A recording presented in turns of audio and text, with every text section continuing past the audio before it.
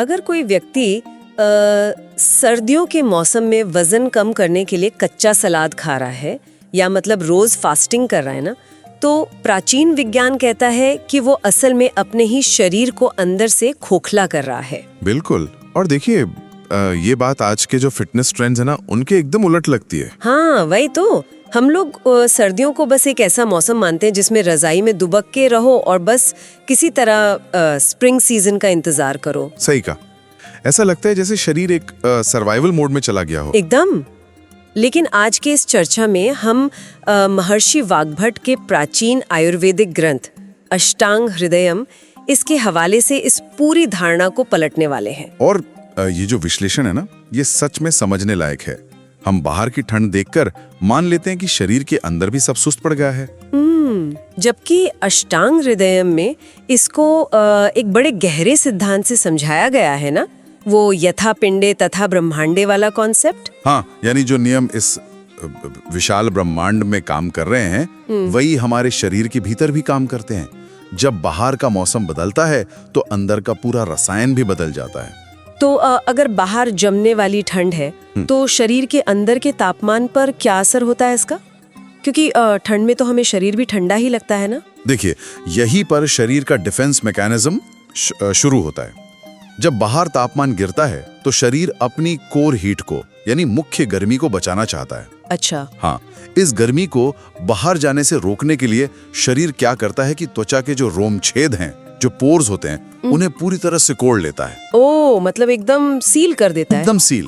तो जो गर्मी आम दिनों में त्वचा से बाहर निकल जाती थी, वो अंदर ही कैद हो जाती है और ये रुकी हुई गर्मी शरीर के केंद्र की तरफ यानी पेट की तरफ मुड़ जाती है। तो मतलब जो पेट में पाचन अग्नि होती है, जिसे हम जठराग्नि कहते हैं, वो बढ़ जाती है। बिल्कुल बढ़ जाती है। वो अपने सबसे प्रचंड रूप में आ जाती है। अगर इसको एक उदाहरण से समझें तो ये वैसे ही हुआ जैसे सर्दियों में हम किसी घर की सारी खिड़कियां और दरवाजे कस के बंद कर देते हैं। हाँ, ताकि बाहर की बर्फीली हवा अंदर ना आए। सही। लेकिन कमरे के अंदर अगर हीटर चल रहा है तो उसकी सारी गर्मी वहीं इकट्ठा होके उस बंद कमरे को भट्टी बना देती है। शरीर भी अपनी ऊर्जा पेट में समेट रहा है। ये बहुत ही सटीक तुलना की आपने। पेट अब सच में एक भट्टी बन चुका है। लेकिन वाग्भट यहाँ एक बहुत बड़ी चेतावनी देते हैं। कैसी चेतावनी? जब कोई भट्टी इतनी तेजी से जल रही हो ना, तो उसको लगातार भारी और मजबूत ईंधन चाहिए होता है। हाँ। अगर हम इस वक्त शरीर को सही और पौष्टिक खाना नहीं दे से, जैसे कोई फास्टिंग कर रहा हो या बहुत हल्का खा रहा हो, हाँ, तो ये अग्नि ईंधन की कमी पूरी करने के लिए शरीर की ही धातुओं को यानी टिश्यूज को जलाना और भस्म करना शुरू कर देती है। वेट, सच में? इसका मतलब सर्दियों में कम खाने से हम अपनी ही मांसपेशियों और टिश्यूज का नुकसान कर रहे हैं। कैलोरी डेफिसिट में रहने के चक्कर में अनजाने में खुद को जला रहे हैं। और इसका वो तुरंत असर भी दिखता है शरीर पर। असर जैसे? किस तरह का असर? जब धातु जलती है ना, तो शरीर में भयंकर रूखापन आता है। आयुर्वेद कहता है कि इस रूखेपन का सीधा मतलब है वात दोष का बढ़ जाना। वात जो वायु और आकाश तत्व से बनता है। सही पकड़ा।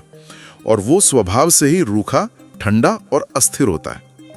अब बाहर वैसे ही वो ठंडी और रूखी हवा है और अंदर भी खाने की कमी से वात बढ़ गया, जिससे जोड़ों में दर्द, त्वचा फटना, भयानक थकान, ये सब शुरू हो जाता है। बिल्कुल। शरीर अंदर से खोखला होने लगता है। तो ये तो एकदम साफ हो गया कि भूख मारना एक बहुत खतरनाक रणनीति है इस मौसम में। अग्नि को भारी खाना चाहिए ही चाहिए, किसी भी कीमत पर चाहिए। लेकिन यहाँ एक सवाल आता है, भारी खाना कैसा होना चाहिए? क्योंकि जंक फूड भी तो भारी ही होता है। अष्टांग हृदयम स्वाद के विज्ञान को कैसे समझाता है? देखिए, वाग्भट ने इसके लिए 3 विशेष स्वाद बताए सर्दियों में खाने के लिए। मधुर यानी मीठा, अम्ल यानी खट्टा और लवण यानी नमकीन। बस ये 3 ही क्यों? क्योंकि ये पृथ्वी और जल तत्व की प्रधानता से बने होते हैं। पृथ्वी भारीपन लाती है और जल स्निग्धता यानी चिकनाई देता है। तो क्योंकि सर्दियों में वात बढ़ जाता है जो कि हवा की तरह रूखा और हल्का है। हाँ। तो ये भारी और चिकने स्वाद उस वात को शांत करने का काम करते हैं, एकदम बैलेंस बनाते हैं। बिल्कुल, वही बैलेंसिंग एक्ट है ये। पर देखिए, एक उलझन है यहाँ पर। कैसी उलझन? जो मॉडर्न न्यूट्रिशन साइंस है और ये जो आयुर्वेद का नियम है, इसमें बड़ा टकराव दिख रहा है मुझे। अच्छा, वो कैसे? आजकल हर डाइटिशियन और फिटनेस एक्सपर्ट कहता है कि भाई प्लेट में ढेर सारी कच्ची सब्जियां होनी चाहिए। केल हो गया, पालक हो गया, कच्चा सलाद। पर अष्टांग हृदयम तो मीठे और खट्टे खाने को कह रहा है। क्या प्राचीन विज्ञान कच्चे सलाद को पूरी तरह गलत मानता है? ये आज के दौर की बहुत आम दुविधा है, लेकिन इसे टकराव नहीं, नजरिए का अंतर मानना चाहिए। नजरिया का अंतर मतलब आयुर्वेद किसी भी खाने को पूरी तरह अच्छा या बुरा लेबल नहीं करता। वो हमेशा देखता है कि खाने के गुण क्या हैं और शरीर की वर्तमान अवस्था क्या है। अच्छा। अब कच्चे सलाद या कड़वे पत्तों को ही ले लीजिए। कसैला या कड़वा स्वाद वायु और आकाश तत्व से बनता है। यानी वो स्वभाव से हवा की तरह हल्के, रूखे और ठंडे होंगे। बिल्कुल। अब पूरी तस्वीर को एक साथ देखिए।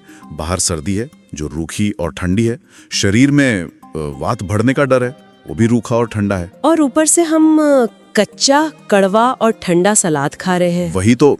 ये वैसे ही है जैसे किसी जलती हुई प्रचंड आग पर आपने ठंडी और रूखी हवा का तेज झोंका मार दिया हो। ओह भाई, ये तो सच में अग्नि पर एक बेरोजगार का बोझ डालने वाली बात हो गई। सही कहा। कच्चा खाना पचाने में शरीर की बहुत ऊर्जा खर्च होती है, इससे वात और भड़क जाता है। तो इसका मतलब समस्या सब्जियों में नहीं है, बल्कि जिस रूप में हम उन्हें खा रहे हैं उसमें है। एकदम सटीक बात पकड़ी आपने। सब्जियां छोड़नी नहीं है, उन्हें सही तरीके से बदलना है। जैसे पकाकर। हाँ, जब हम सब्जियों को अग्नि पर पकाते हैं, उसमें घी डालते हैं और थोड़े गरम मसाले डालते हैं, तो उनका स्वभाव बदल जाता है। ओ, मतलब पकाने से उनका भारीपन पचने लायक हो जाता है और घी उनका रूखापन खत्म कर देता है, और मसाले उनका वो ठंडापन दूर कर देते हैं। तो अब वही सब्जी वात को भड़काने के बजाय पोषण देने वाली बन जाती है। ये समझना बहुत जरूरी है। खाना क्या है, इसके साथ उससे बनाया कैसे गया है, ये भी उतना ही जरूरी है। अब आपने घी का जिक्र किया। हाँ। घी तो अष्टांग हृदय में घी का बार बार जिक्र आता है, जिसको मॉडर्न दुनिया ने इतने सालों तक बस एक विलेन बनाकर रखा। बिल्कुल। सर्दियों की इस आग में घी का सच में क्या रोल है? देखिए, घी को सिर्फ एक फैट मान लेना बहुत ही सीमित नजरिया होगा।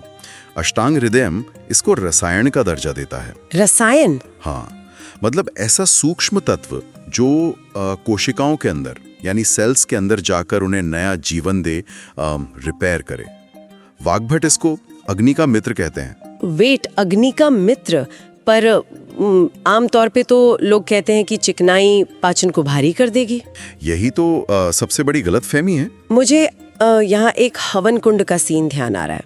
जैसे हवन में लकड़ी जल रही होती है और जब उसमें घी की आहुति डालते हैं तो आग बुझती थोड़ी ना है। हाँ, आग तो और आधार के साथ जलती है। वही ना, उसकी लौ एकदम स्थिर और मजबूत हो जाती है।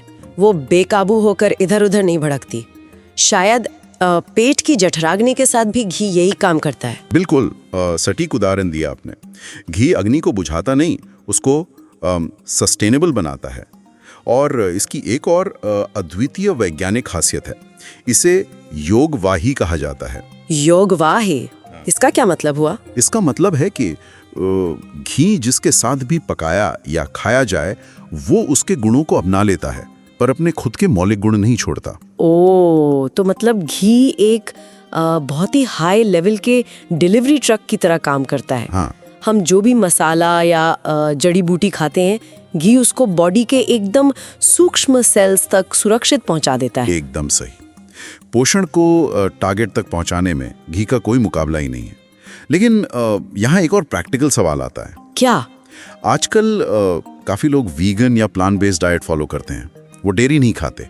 ओ हाँ, तो अगर किसी के पास घी का ऑप्शन नहीं है तो आयुर्वेद में इनके लिए कोई विकल्प है? हाँ बिल्कुल है। ऐसे लोगों के लिए तिल और तिल का तेल सबसे बेहतरीन विकल्प है।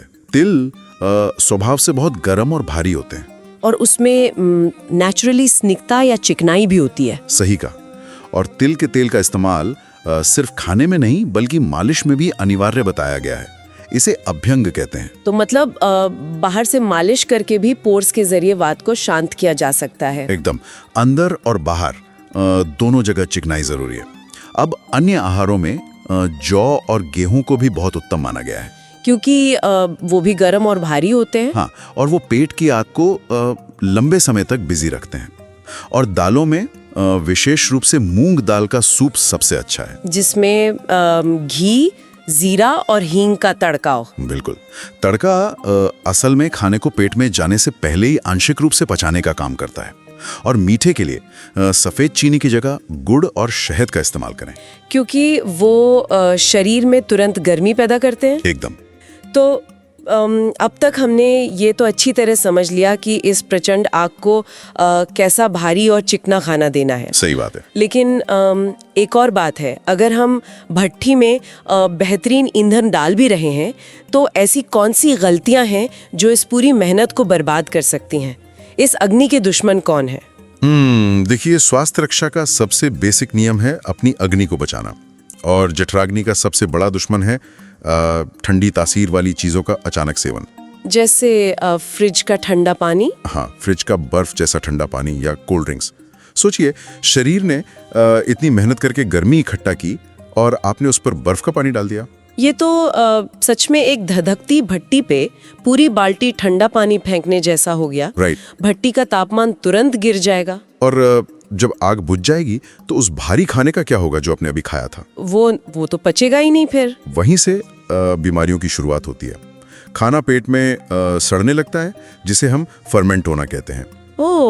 इस सड़ने से शरीर के अंदर एक बहुत ही गाढ़ा, चिपचिपा और जहरीला तत्व बनता है। इसे आयुर्वेद में आम कहते हैं। यह आम शब्द ना आयुर्वेद में बहुत बार सुनने को मिलता है। अगर खाना सड़ रहा है और टॉक्सिन्स बन रहे हैं तो ये आम बाकी शरीर पर क्या असर डालता है? वाग्भट कहते हैं कि लगभग सारी शारीरिक और मानसिक बीमारियों की जड़ ही यह आम है। ये इतना चिपचिपा होता है कि शरीर के सूक्ष्म चैनल्स में फंसकर उन्हें ब्लॉक कर देता है, जैसे ब्लड वेसल्स या लिम्फेटिक सिस्टम में। हाँ, हर जगह। और जब चैनल्स ब्लॉक हो जाते हैं ना, तो पोषण आगे नहीं जा पाता। और फिर बॉडी में भारीपन, सुस्ती, जोड़ों में दर्द और इम्यूनिटी का गिरना शुरू हो जाता है। एकदम सही कहा। तो अगर आम बनने की प्रोसेस इतनी खतरनाक है तो आधुनिक जीवन शैली की एक बहुत बड़ी आदत मुझे इस पूरे सिस्टम के खिलाफ जाती दिख रही है। कौन सी आदत? आजकल लोग क्या करते हैं, सुबह और दोपहर में जब बहुत काम होता है तो बस एक सैंडविच खा लिया या कुछ हल्का फुल्का खा लिया। हाँ, ये बहुत आम बात है आजकल। और फिर जब रात को 9 या 10 बजे घर वापस आते हैं तब दिन का सबसे भारी खाना खाते हैं, जैसे दाल मखनी, पनीर, रोटी, मीठा। तो क्या सर्दियों में आग के हिसाब से ये तार्किक है? देखिए, प्रकृति के नियमों के हिसाब से ये सबसे विनाशकारी आदतों में से एक है। हमारी पाचन अग्नि का ना सूरज से सीधा संबंध है। अच्छा। जैसे जैसे सूरज ऊपर चढ़ता है, अग्नि तेज होती है, और जैसे ही सूरज ढलता है हमारी अग्नि भी विश्राम में चली जाती है। तो इसका मतलब जब हमारी आंतरिक भट्टी सोने की तैयारी कर रही है, हम उस पर सबसे भारी ईंधन डाल रहे हैं। बिल्कुल। सोती हुई आग पे भारी खाना डालना, जैसे रात को दही, केला या कच्चा सलाद, ये अग्नि सह नहीं पाती।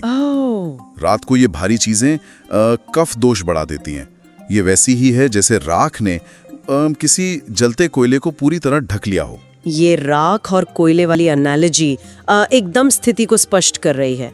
खाना तो पेट में है, पर उसे पचाने वाली आग राख के नीचे दब गई है। नतीजा वही होगा, खाना सड़ेगा, आम बनेगा और सुबह उठ के भयंकर सुस्ती महसूस होगी। तो इसका साफ निष्कर्ष ये निकलता है कि रात का खाना हमेशा हल्का होना चाहिए और सूर्यास्त के आसपास ही खा लेना चाहिए। सही।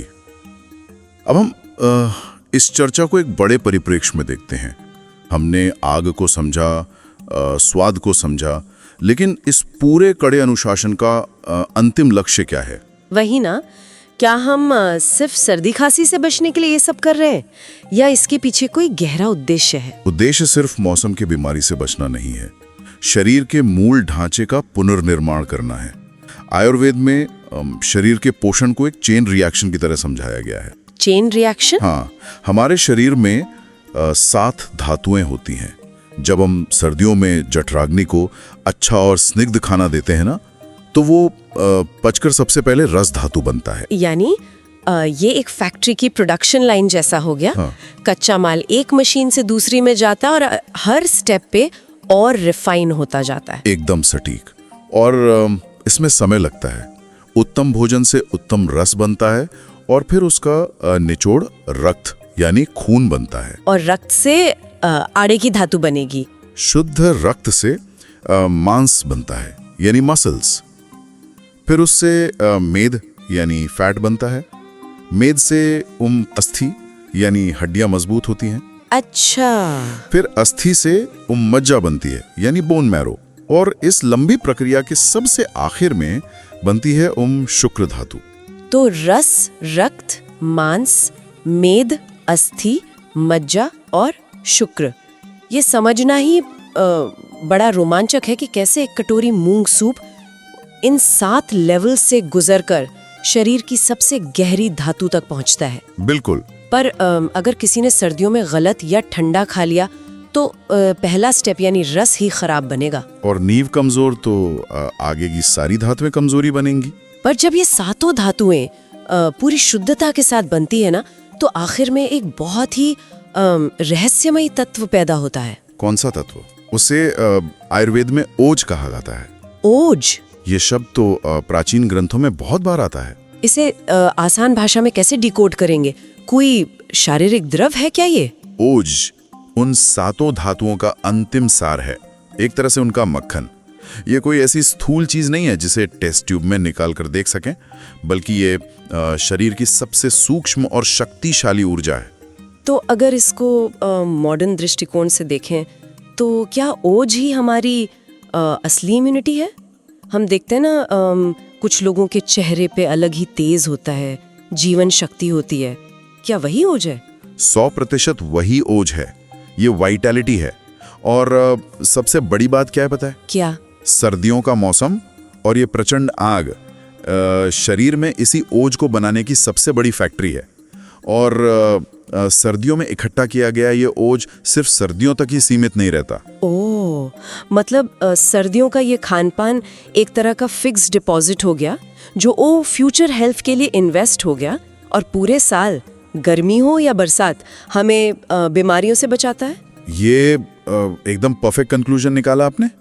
पूरे साल के लिए शरीर का खजाना भरने का यही एकमात्र सुनहरा समय है। तो इस पूरे डीप डाइव से ये बात एकदम क्लियर हो जाती है कि जो शीत ऋतु है वो किसी डर, सिकुड़ने या डाइटिंग करके खुद को कमजोर करने का मौसम नहीं है। बिल्कुल भी नहीं। ये प्रकृति का दिया हुआ एक असाधारण अवसर है जब हमारा शरीर अपने सर्वोत्तम स्तर पर पोषण ग्रहण कर सकता है।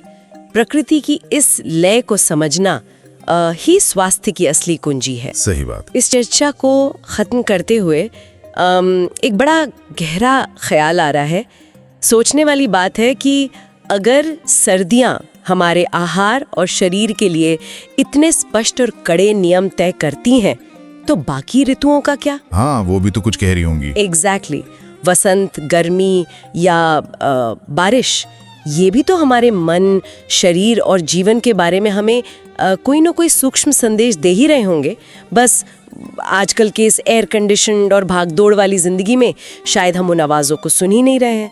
ज़रूरत है तो बस थोड़ा रुक कर प्रकृति के उस खामोश विज्ञान को फिर से सुनने और समझने की।